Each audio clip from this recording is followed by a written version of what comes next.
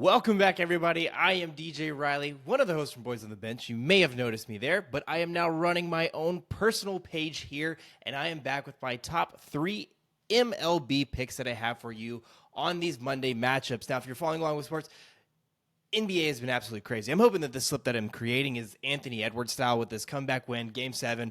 That's what we're looking for whenever we're creating this, right? But anyways, no NBA today, so that's why we are creating this MLB slip. Now, before I jump into this, make sure you're subscribing to this channel, but not only this channel, but also Boys on the Bench. I am trying to do 2 videos a day, one on my personal channel, one on Boys on the Bench, giving you 2 videos a day that you can look forward to. So anyways, make sure you're subscribing there, hitting the notification bell on both of those, and getting notified anytime those videos are dropping because they are coming out daily. Now, if you've also been following me on Twitter, you can see here that on my Twitter page, I've already posted this CS2 late play slip for you, giving you a quick tell link here. It is only a 5-pick, 5-leg parlay, right? Giving us that 10 times multiplier.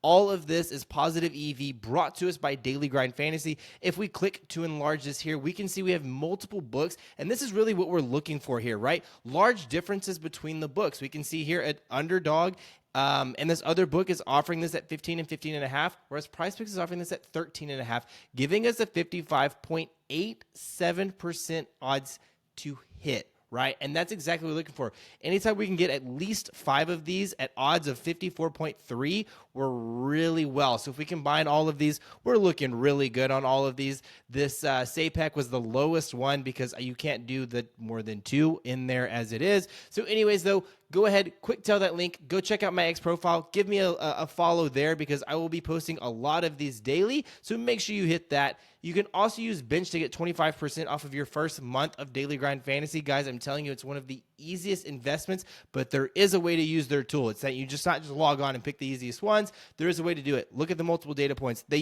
make their site very user-friendly, so take advantage of everything you can on that site. So with that said, though, no PrizePicks slips today. I liked Underdog and what we were getting from Underdog Fantasy today.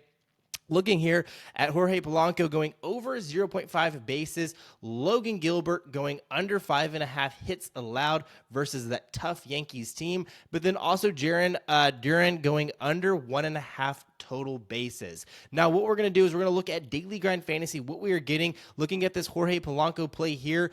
That is the first play that we have here going over 0.5 total bases. You know, we don't have any green slips here right now, but that doesn't mean that there's not going to be a chance that this moves into positive, right? So usually if we can wake up in the morning closer to those first pitches, we can start to see some of these jump up quite a bit for us, but that's where all of those esports also come in at this time of the day. You can find all of these positive EV values at any time of the day. But anyways, what we are getting here at 0.5, we can see all of these books are offering it at exactly the same, but you can see that they are heavily favoriting it with the lowest odds at this minus 135 from BetMGM, right? So anyways, though, if we look over here at Outlier, see what we are getting here, we can see that he's had at least 1 hit or really 1 base in 8 out of his last 10 games, but then also 3 straight games. Now he's coming into this matchup facing Marcus Stroman, who he's had 5 possible attempts versus a 333 average. He's only had 1 attempt in really the 3 at-bats. Had two walks in those, obviously, right? But we can see Polanco's kind of been struggling this season, batting a 192 average versus right-handed pitchers. It takes a slight dip going to 174. But what I'm really liking in this as well, and I think that's what all the other sports books are noticing as well, is that he's had an upward trajectory, right? He's had hits in 8 out of his last 10 games, which is a positive sign, meaning that average keeps bumping and bumping and bumping up. Whereas Marcus Stroman isn't necessarily the best pitcher, especially versus left-handed batters, having a 531 ERA and a 253 batting average allowed to left-handed batters, meaning that this play is likely to hit. Again, and this is where all the sports books see all of this. So we're getting pretty decent positive EV value here, meaning, again, that we should likely take the over 0.5 total bases. Now, the next play that I had for you was this Logan Gilbert. I am skipping over the Jose Altuve play. Didn't necessarily love it, and we're getting similar odds here on this Logan Gilbert. So I stayed away from this one, kind of paired this Logan Gilbert with that Jorge Polanco play, going under 5.5 hits allowed, coming in at 53.19%.